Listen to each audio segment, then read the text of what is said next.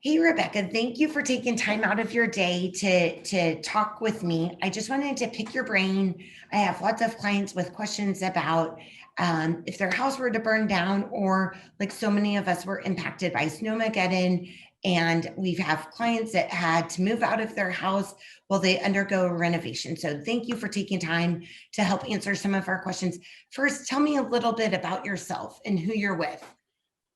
Sure.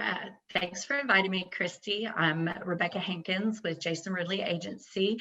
We're an independent agent, so we offer lots of different carriers. I personally sell insurance for home, auto, personal umbrellas, all your little fun toys. And then we do commercial a lot in our office as well. Awesome. And full disclosure, Rebecca is who I have my policy with. I'm an insurance nerd. I don't know that much, but I do know enough. So I grill all of the agents that I consider. So Rebecca's used to answering all of my questions and then some. Okay, so first, Rebecca, let's talk through what is it if your house burns down? What are we looking at?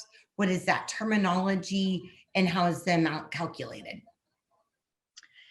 When your house burns down, the couple of things that you want to pay attention to most are what your dwelling is listed for replacement cost. And then when you look at that amount, you want to know what percentage above that you may have, because when you're replacing a house, depending on how much damage is done, you may have to go all the way down to the slab and have debris removal, and those things are included in your rebuild as well. Okay. So Oh, okay. So, okay, let's talk about that. So it's called your dwelling replacement value. So if I'm going to go look at my policy, that's what I need to go look at.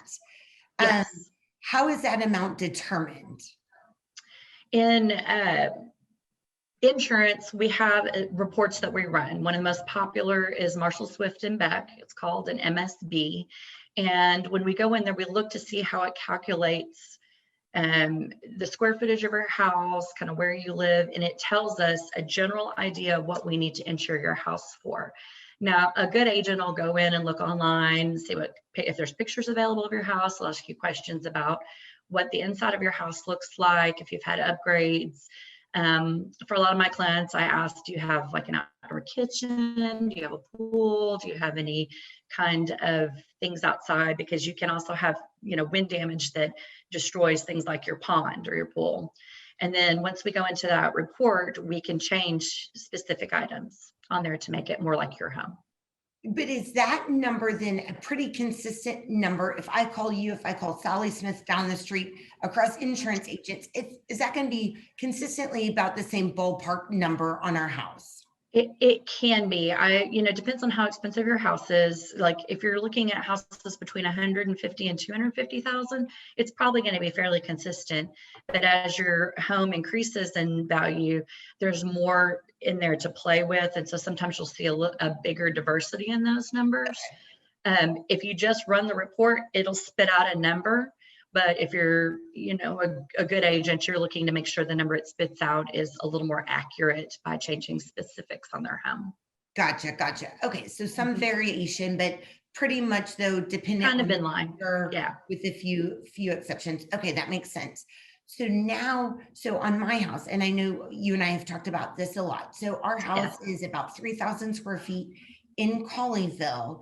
And I don't have the exact figure, but I remember when you ran my policy for me the first time, I was appalled because you and I work in real estate. We know my replacement value is like 385,000.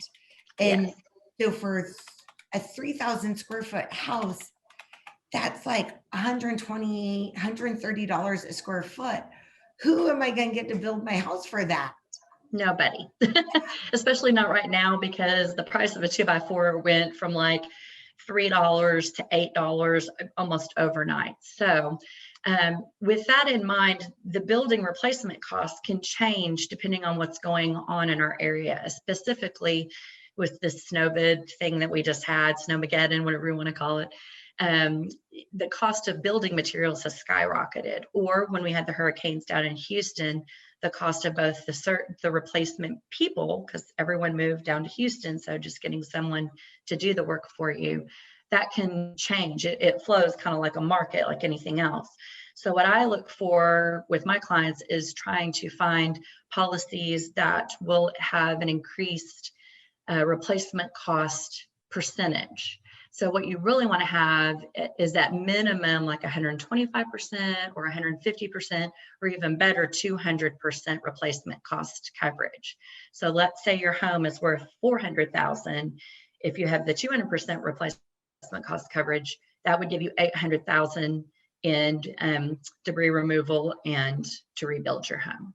Okay, and I know that sounds like a crazy a lot of money, but if your house is burnt down, you're building a custom home, having to line Exactly. up contractors for one project, so you get no economies of scale, Absolutely. you get no discount.